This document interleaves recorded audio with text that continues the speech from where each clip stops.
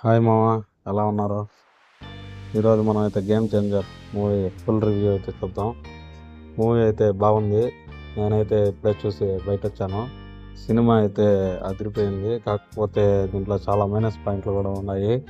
Cinema చూడాలనుకున్న వాళ్ళు ఈ రివ్యూని ఫుల్గా చూడండి. సినిమాలో మెయిన్ ఎలిమెంట్స్ అయితే రామ్ చరణ్ గారు మెయిన్ ప్లస్ పాయింట్ అని చెప్పొచ్చు ఈ మూవీకి. రామ్ చరణ్ గారు యాక్టింగ్ అయితే చాలా బాగా చేశారు. ఈ మూవీ కోసం చాలా కష్టపడినట్టు అయితే తెలుస్తూ ఉంది. నెక్స్ట్ ప్లస్ పాయింట్ వచ్చేసరికి ఈ మూవీలో ఎస్జే సూర్య గారి యాక్టింగ్ గురించి మనం సపరేట్గా చెప్పుకోవాల్సిన అవసరం లేదని నేనైతే అనుకుంటున్నాను. ఎస్జే సూర్య గారు అయితే ఈ మూవీలో ఎరగదీశారు. ఈ సినిమాకి మెయిన్ పిల్లర్గా ఎస్జే సూర్య గారు కూడా ఇంకొక పిల్లర్గా ఖచ్చితంగా నిలబడతారు.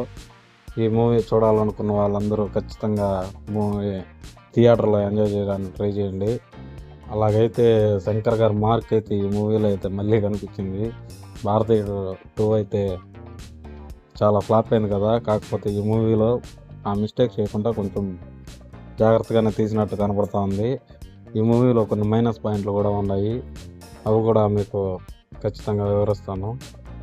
ఈ మూవీలో చాలా డెప్త్గా పోతుందని నేనైతే అనుకున్నాను. మీరైతే వితౌట్ ఎక్స్పెక్టేషన్ వెళ్ళండి. సినిమాకి ఖచ్చితంగా ఎంజాయ్ చేస్తారు వితౌట్ ఎక్స్పెక్టేషన్ మూవీ చూసిన వాళ్ళైతే.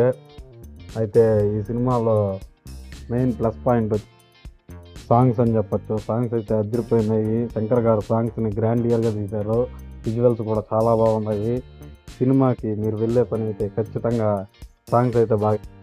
ఇంకా సినిమాలో మైనస్ పాయింట్ గురించి వస్తే మచ్చా, సినిమా చూస్తున్నప్పుడు మీకు కొంచెం డబ్బింగ్ సినిమా చూస్తున్న ఫీలింగ్ అయితే వస్తుంది. అక్కడక్కడ సినిమాలో లిప్సింక్ అయితే లేదు. బహుశా డైలాగ్స్ అయితే చేంజ్ చేసి ఉండొచ్చని నేనైతే అనుకుంటున్నాను. సినిమా తీసినప్పుడు ఒక రకమైన డైలాగ్స్ పెట్టి సినిమా అవుట్పుట్ వచ్చిన తర్వాత డైలాగ్స్ మార్చినట్టు నాకైతే అనిపించింది. ఒకసారి మీరు కూడా ఆ డైలాగ్స్ని అయితే ఒకసారి చూడండి, మీకు కూడా లిప్సింక్ కనపడదు. ఇంకా ఫ్లాష్ బ్యాక్ విషయానికి వస్తే అదేదో ఒక 15 నిమిషాలు వచ్చి అట్లా వెళ్ళిపోయినట్టు ఉంటుంది. ఫ్లాష్ బ్యాక్లో ఒక డెప్త్ పెట్టారు. ఫస్ట్ హాఫ్లో ఒక ఫ్లాష్ బ్యాక్ ఉంటుంది, దాంట్లో అంత డెప్త్ లేదు. సెకండ్ హాఫ్లో ఒక ఫ్లాష్ బ్యాక్ ఉంటుంది. హీరో గారి తండ్రి క్యారెక్టర్ రామ్ చరణ్ గారు చాలా బాగా ప్లే చేశారు, కానీ స్టోరీలోనే అంత డెప్త్ లేదు. సినిమా అయితే కొన్ని మైనస్ పాయింట్లలో ఇది మెయిన్ మైనస్ పాయింట్ అనిపిస్తుంది. మీకేమనిపించిందో ఖచ్చితంగా కామెంట్ చేయండి.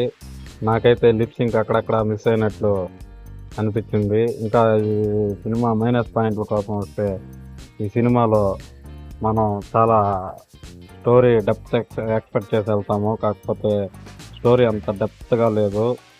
శంకర్ గారు మళ్ళీ స్టోరీ చెప్పడంలో డెప్త్ మిస్ అయ్యారని నేనైతే అనుకుంటున్నాను. ఇది క్లియర్గా నా ఒపీనియను. ఇది నేను సినిమాని బ్యాడ్ చేయడానికి చెప్పడం అయితే కాదు. ఇది నాకు అనిపించింది. నేను సినిమా చూస్తున్నంతసేపు నాకు అనిపించింది మామ. చూసినందుకు thanks. Please do subscribe to my channel.